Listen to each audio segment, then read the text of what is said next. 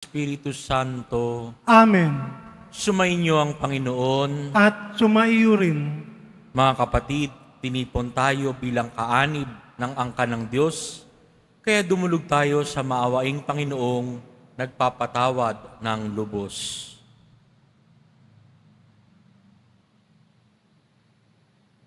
Sinugong tagapagpagaling sa mga nagsisisi, Panginoon, kaawaan mo kami. Panginoon, kaawaan mo kami. Dumating na tagapag-anyayang mga makasalanan ay magsisi. Kristo, kaawaan mo kami. Kristo, kaawaan mo kami. Nakaluklok ka sa kanan ng Diyos Ama para ipamagitan kami. Panginoon, kaawaan mo kami. Panginoon, kaawaan mo kami. Kaawaan tayo ng makapangyarihang Diyos, patawarin tayo sa ating mga kasalanan at patnubayan tayo sa buhay na walang hanggan. Amen. Manalangin tayo.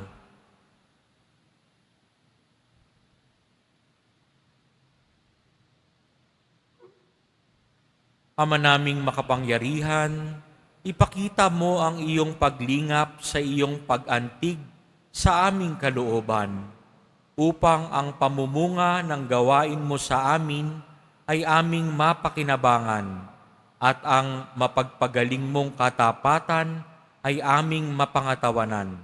Sa pamamagitan ni Hesukristo, kasama ng Espiritu Santo, magpa sa walang hanggan. Amen. Magsiupo muna ang lahat.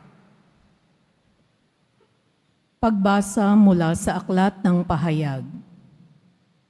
Akong si Juan ay nakakita ng isang anghel na bumababa mula sa langit na may malaking kapangyarihan.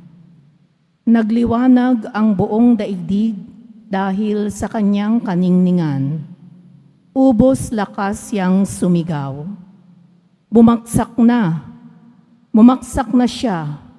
Bumaksak na ang tanyag ng Babilonya.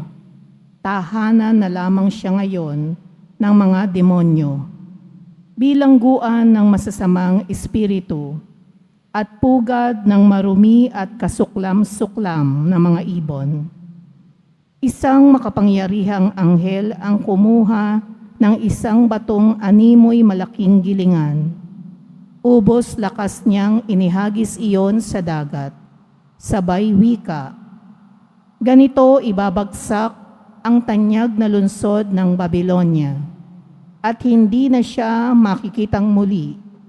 Hindi na maririnig sa iyo ang tinig ng mga mang-aawit at ang himig na likha ng mga manunugtog ng alpa, plauta at trompeta. Hindi na makakakitang muli sa iyo ang mga dalubhasa sa anumang uri ng gawain, at hindi na maririnig ang ingay ng mga gilingan.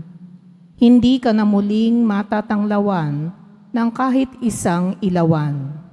Hindi na maririnig ang masasayang tinig ng ikinakasal, sapagkat naging makapangyarihan sa buong daigdig ang iyong mga ngalakal. Dinaya mo ang lahat ng bansa sa pamamagitan ng pangkukulam.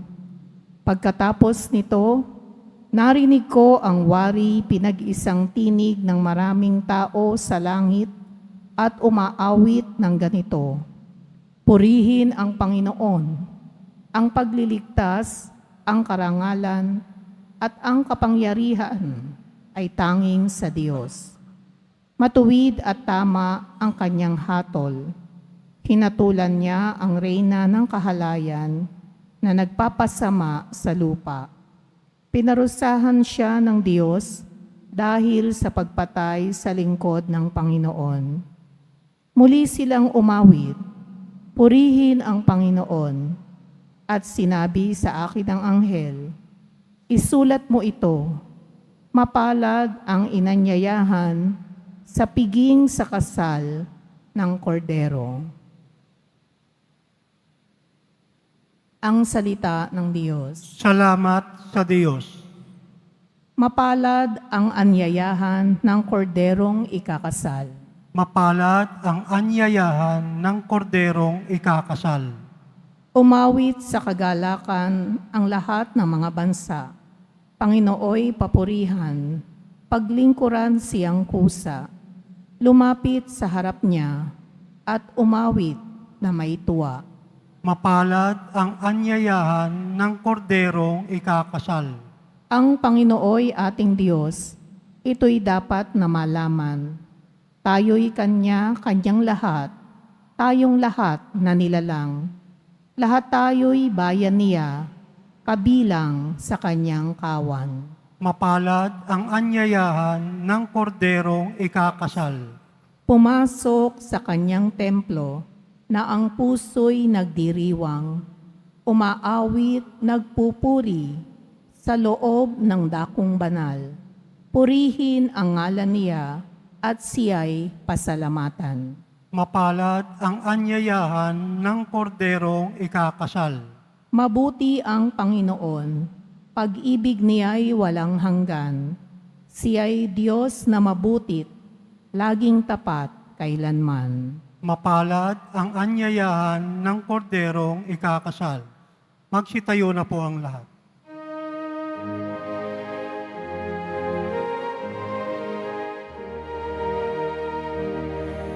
Alleluia, Alleluia,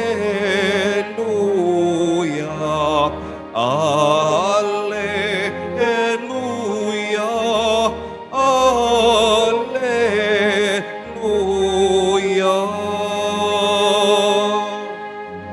Naririto malapit na ang kaligtasan at pag-asa upang ating matamasa. Alleluia, Alleluia,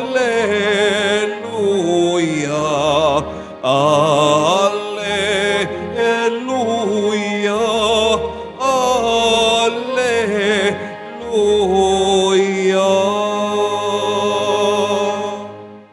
Sumainyo ang Panginoon. At sumayo rin. Ang pagpapahayag ng mabuting balita ng Panginoon ayon kay San Lucas. Papuri sa iyo, Panginoon.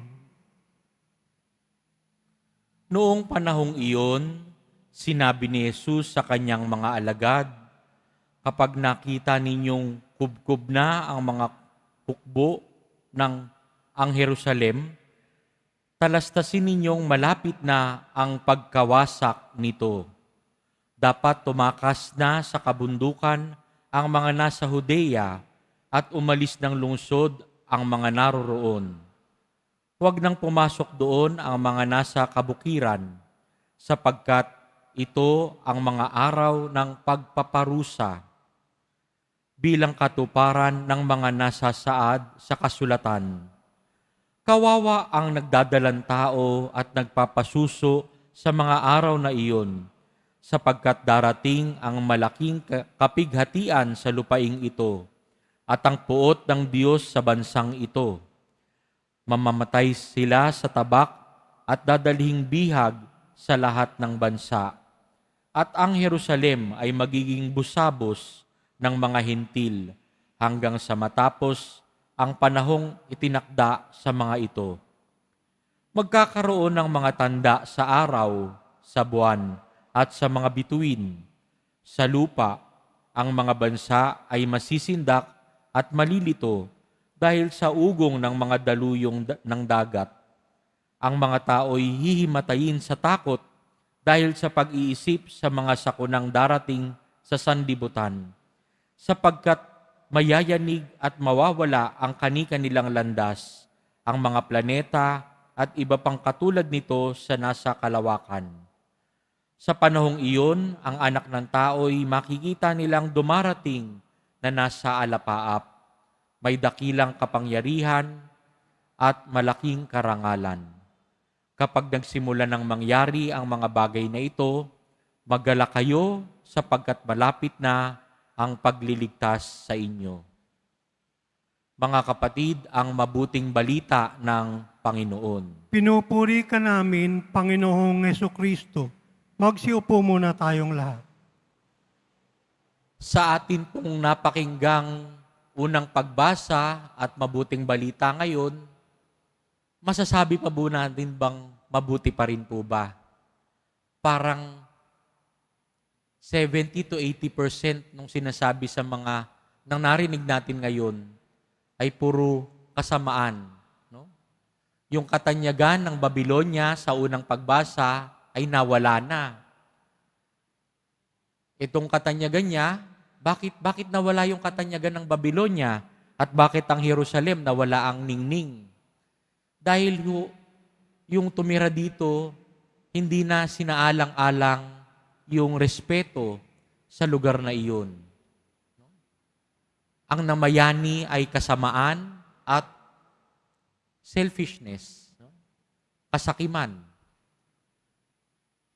Mabuti pa ba yung ganun? Mabuti pa ba yung balitang narinig natin? Yung balitang narinig natin ay warning. Ano po yung makikita nating silver lining? O ano ba yung makikita nating mabuti sa ating narinig? Winawarningan tayo na tayo bilang mga Kristiyano, bilang mga tagasunod ni Kristo, ay dapat mamuhay bilang tagasunod ni Kristo. Hindi po lamang sa pangalan, hindi po lamang sa aksyon na kasi dumadalaw ako sa Quiapo, okay na yon. Hindi. Kailangan ipakita natin na Kristiyano tayo, saan man tayo magpunta.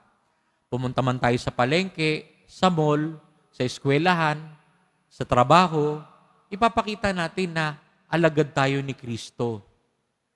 Nung nasa itong ebanghelyo ngayon, no, may mga kababalaghan na doon lang nila makikita.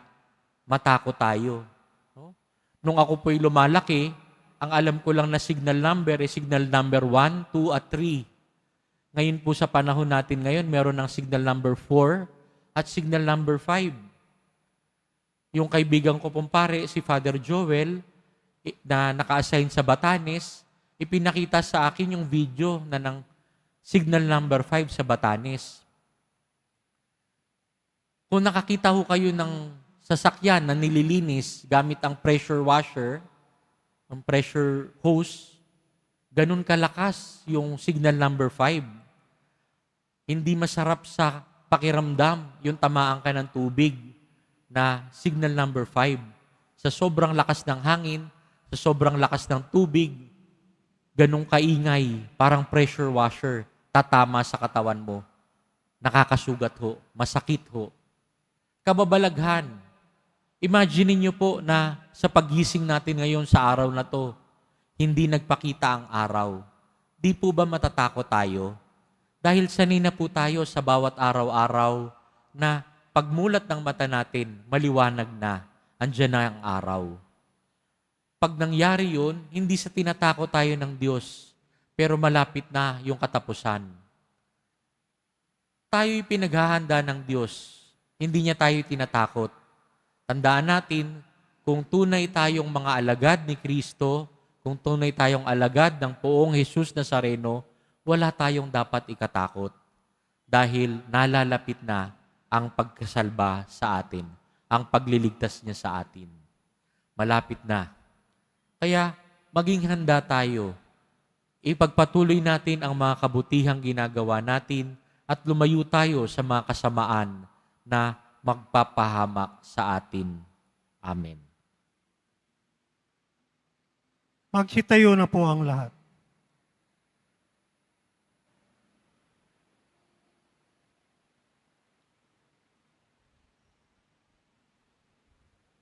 Minamahal kong mga kapatid, habang natitipon tayo upang ipagdiwang ang misteryo ng ating kaligtasan, bumaling tayo sa Diyos Ama nang may pananalig at hingin ang kanyang awa.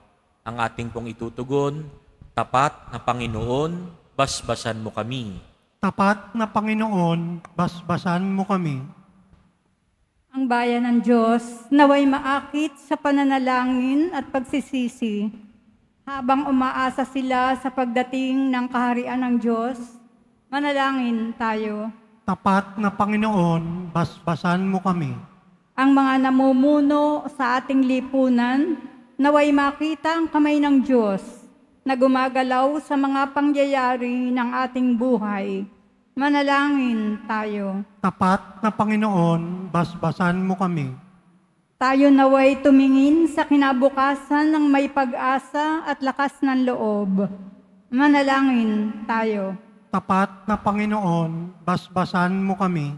Ang mga may sakit, naway mamuhay sa kasiguraduhan at pag-asa sa pamamagitan ng mga panalangin at pag-aalay ng kanilang mga kapamilya at kaibigan. Manalangin tayo. Tapat na Panginoon, basbasan mo kami. Sa mga namayapa na, ipagkaloob nawa ng anak ng tao ang kaligtasan. Manalangin tayo. Tapat na Panginoon, basbasan mo kami. Panandalian tayong manahimik upang isama sa ating misa ang ating personal na kahilingan.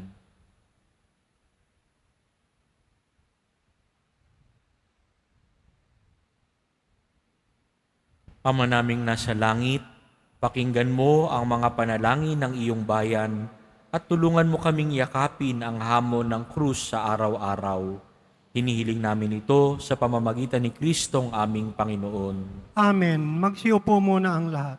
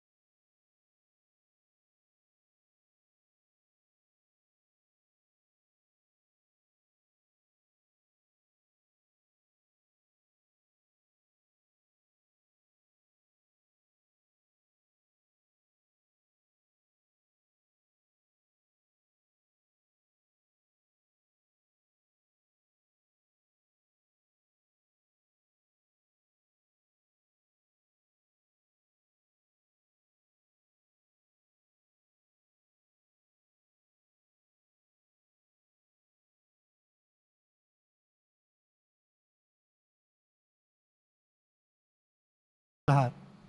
Manalangin kayo mga kapatid upang ang paghahain natin ay kalugdan ng Diyos Amang makapangyarihan. Tanggapin nawa ng Panginoon itong paghain sa iyong mga kamay, sa kapurihan niya at karangalan, sa ating kapakinabangan at sa buong sambayanan niyang banal. Ama naming lumikha, tanggapin mo ang mga banal na alay na iyong ipinag-utos na aming italaga sa pagsamba sa iyong ngalan, at upang kami pagindapating paunlakan ng iyong tapat na pagmamahal, gawin mong ang iyong mga utos ay sundin namin kailanman sa pamamagitan ni Jesucristo kasama ng Espiritu Santo magpa sa walang hanggan. Amen. Sumainyo ang Panginoon. At sumaiyo rin. Itaas sa Diyos ang inyong puso at diwa. Tinaas na namin sa Panginoon. Pasalamatan natin ang Panginoong ating Diyos. Marapat na siya ay pasalamatan. Ama naming makapangyarihan, tunay ngang marapat na ikaw ay aming pasalamatan. Sa iyong paglingap at kagandahang loob, ang tao'y nilikha mo't pinangasiwa sa sansinukob. Sa hangad mong siya'y iwastong lubos, siya'y pinagdusa mo sa kanyang pagtalikod, sa iyong paggiliw na iyong pinahintulot na makabalik siya sa pamamagitan ni Kristo Jesus. Kaya kaisa ng mga anghel na nagsisiawit ng papuri sa iyo, nang walang humpay sa kalangitan, kami nagbubunyi sa iyong kadakilaan. Santo, Santo, Santo, Panginoong Diyos ng mga hukbo, napupuno ang langit at lupa ng kadakilaan mo, o sana sa kaitaasan. Pinagpala na paririto sa ngalan ng Panginoon, o sana sa kaitaasan. Magsiluhod po ang lahat.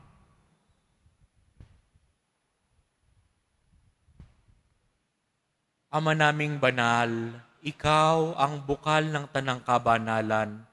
Kaya't sa pamamagitan ng iyong Espiritu, gawin mong banal ang kaloob na ito upang para sa amin maging katawan at dugo ng aming Panginoong Hesukristo. Bago niya pinagtiis ang kusang loob na maging handog, hinawakan niya ang tinapay, pinasalamatan kaniya, pinaghati-hati niya iyon, iniabot sa kanyang mga alagad at sinabi, "Tanggapin ninyong lahat ito at kanin. Ito ang aking katawan na ihahandog para sa inyo."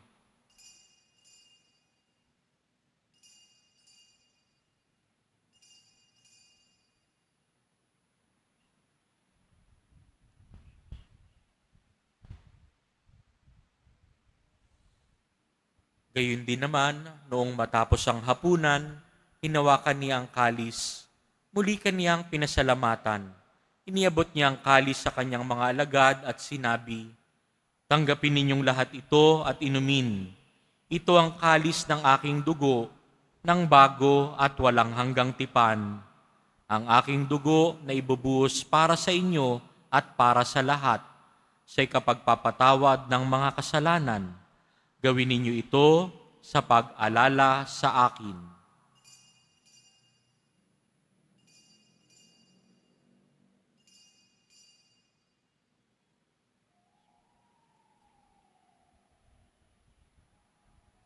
Magsitayo na po ang lahat. Ipagbunyi natin ang misteryo ng pananampalataya. Si Kristo'y namatay, si Kristo'y nabuhay, si Kristo'y babalik sa wakas ng panahon. Ama, ginagawa namin ngayon ang pag-alala sa pagkamatay at muling pagkabuhay ng iyong anak. Kaya't iniaalay namin sa iyo ang tinapay na nagbibigay buhay at ang kalis na nagkakaloob ng kaligtasan. Kami nagpapasalamat dahil kami iyong minarapat na tumayo sa harap mo para maglingkod sa iyo.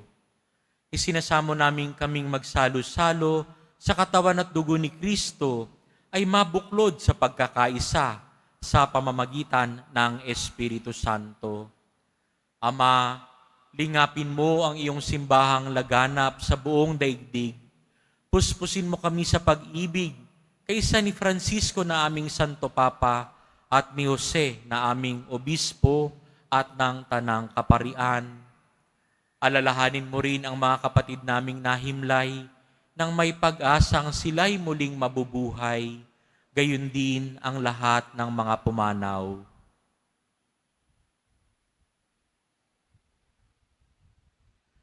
Kaawaan mo sila at patuloyin sa iyong kaliwanagan. Kaawaan mo at pagindapatin kaming lahat na makasalo sa iyong buhay na walang wakas. Kaisa ng mahal na Birheng Maria na Ina ng Diyos, ng kabiyak ng puso niyang si San Jose, kaisa ng mga apostol ni San Juan Bautista, at ng lahat ng mga banal na namuhay dito sa daigdig ng kalugod-lugod sa iyo, may pagdiwang nawa namin ang pagpupuri sa ikararangal mo sa pamamagitan ng iyong anak na aming Panginoong Hesukristo. Sa pamamagitan ni Kristo, kasama niya at sa Kanya, ang lahat ng parangal at papuri ay sa iyo, Diyos amang makapangyarihan, kasama ng Espiritu Santo, magpa sa walang hanggan. Amen. Dasalin natin ang itinuro sa atin ni Jesus. Ama namin, sumasalangit ka, sambahin ang ngalan mo, mapasa amin ang kaharian mo, sundin ang loob mo dito sa lupa para ng sa langit. Bigyan mo kami ngayon ng aming kakanin sa araw-araw at patawarin mo kami sa aming mga sala para ng pagpapatawad namin sa nagkakasala sa amin. At huwag mo kami paintulot sa tukso at iadya mo kami sa lahat ng masama. Hinihiling namin kami iadya sa lahat ng masama, pagkalooban ng kapayapaan araw-araw, iligtas sa kasalanan at ilayo sa lahat ng kapahamakan, samantalang aming pinananabikan ang dakilang araw ng pagpapatawad ng tagapagligtas naming si Hesu Kristo. Sapagkat iyo ang kaharian at ang kapangyarihan at ang kapurihan magpakailanman. Amen. Panginoong Hesu Kristo, sinabi mo sa iyong mga apostol, kapayapaan ang iniiwan ko sa inyo. Ang aking kapayapaan ang ibinibigay ko sa inyo. Tunghayan mo ang aming pananampalataya at huwag ang aming paulit-ulit na pagkakasala. Pagkalooban mo kami ng kapayapaan at pagkakaisa ayon sa iyong kalooban, kasama ng Espiritu Santo, magpa sa walang hanggan. Amen. Ang kapayapaan ng Panginoon ay laging sumainyo. At sumaiyo rin. Magbigayan po kayo ng kapayapaan sa isa't isa. Kordero ng Diyos, nag-aalis ng mga kasalanan ng sanlibutan, maawa ka sa amin. Kordero ng Diyos, na nag-aalis ng mga kasalanan ng sanlibutan, maawa ka sa amin. Kordero ng Diyos, na nag-aalis ng mga kasalanan ng sanlibutan, ipagkaloob mo sa amin ang kapayapaan. Magsiluhod po ang lahat.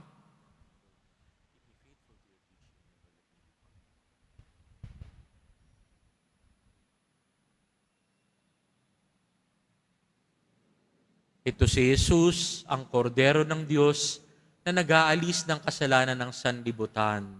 Mapapalad tayong inaanyayahan sa kanyang piging. Panginoon, hindi ako karapat-dapat na magpatuloy sa iyo, ngunit sa isang salita mo lamang ay gagaling na ako.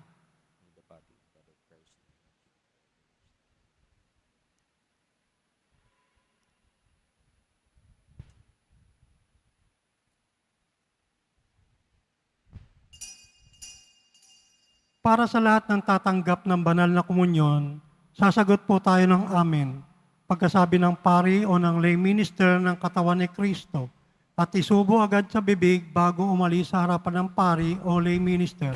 Sumunod po tayo.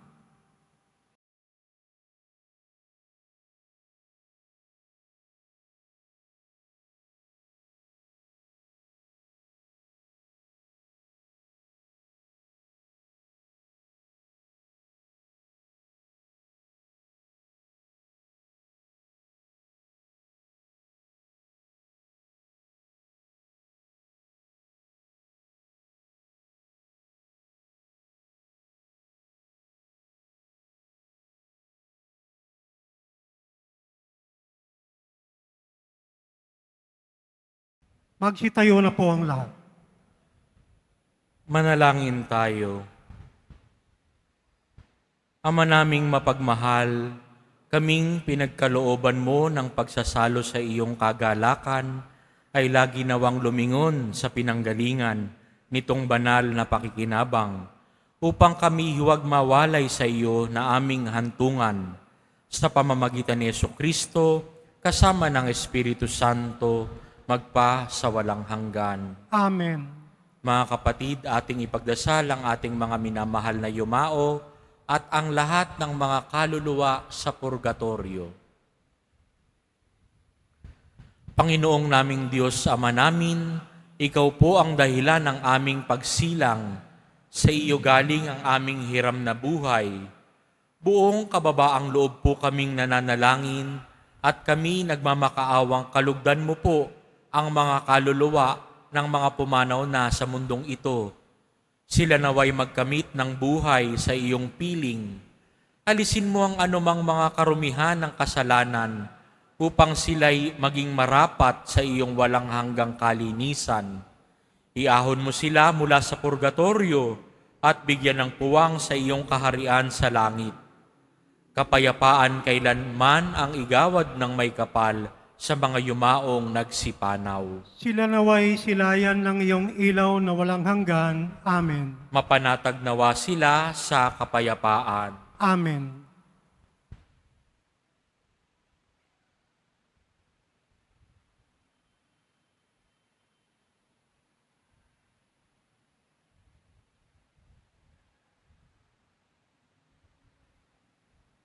Sumainyo ang Panginoon, At sumayo rin. yumuko para sa pagbabasbas.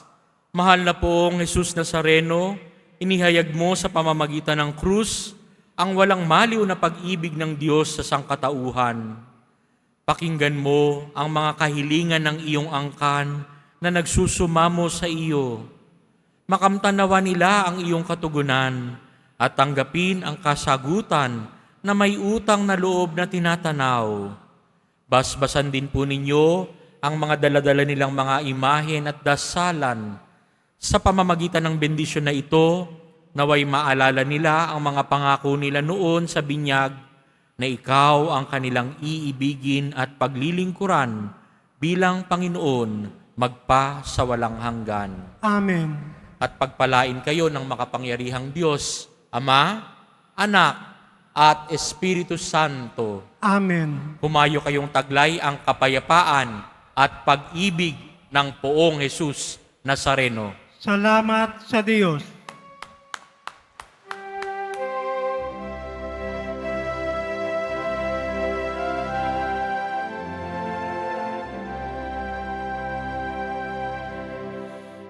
Nuestro Padre Jesús Nazareno, sinasamba ka namin. Pinipinto ka namin. Aral mo ang aming buhay at kaligtasan. Nuestro Padre Jesús Nazareno, iligtas mo kami sa kasalanan. Ang krus mong kinamatayan ay sagisag ng aming kaligtasan.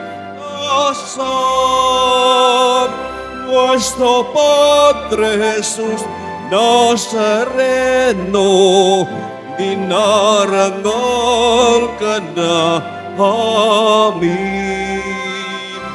Nuestro Padre Jesús Nazareno, minulwalhati ka namin. Nuestro Padre Jesús Nazareno, dinarangal ka na amin. Nuestro Padre Jesús Nazareno, pinulwalhati ka namin.